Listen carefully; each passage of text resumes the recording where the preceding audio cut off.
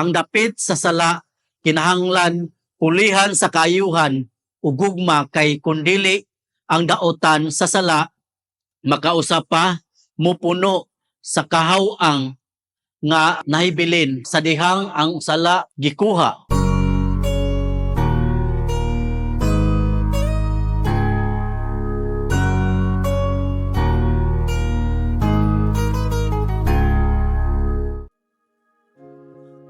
Maayong adlaw kaninyong tanan.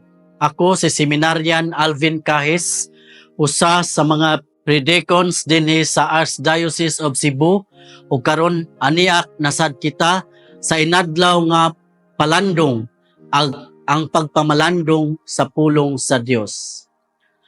Sa atong ebanghelyo karon, human sa paghingilin sa mga demonyo, mga daotang espiritu gikan sa daghang mga tawo, si Jesus gihagit mahitungod sa tinubdan sa iyang gahom. Ang ubang mga tawo nagtuo nga ang rason nga si Jesus adunay ingon kataglagsaon nga awtoridad tungod kay siya nakig-uban sa yawa. Gipunting ni Jesus kung ang duha ka mag-uban magtinabangay sa iyang usa, ang duha mapakyas. Si Jesus wala gihatagan o gahom sa daotan, kundili sa Dios. Kay Dios man siya.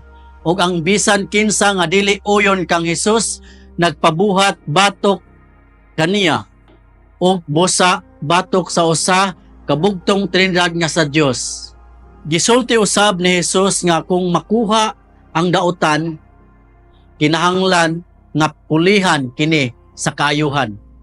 Gugma kung dili kini magbilin usa ka agianan alang sa daotan nga mubalik uban ang labi ka kusgan nga presensya sa daotan.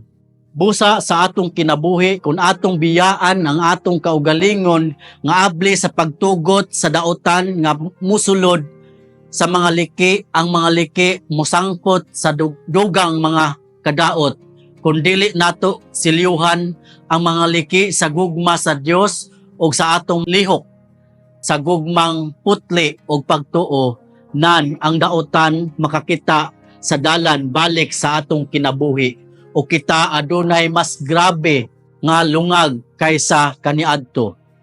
Ang gahom sa Dios miabot pinaagi sa kinabuhi o ministeryo sa kamatayon o pagkabanhaw ni Jesus. Ang tibuok kinabuhi ni Jesus mao ang paagi diin ang atong pagkamakasasala makuha apan dili lang kini mahunong sa pagtangtang sa sala. Ang dapit sa sala kinahanglan pulihan sa kaayuhan ug gugma kay kundili ang daotan sa sala makausap pa mupuno sa kahaw-ang nga nahibilin sa dihang ang sala gikuha.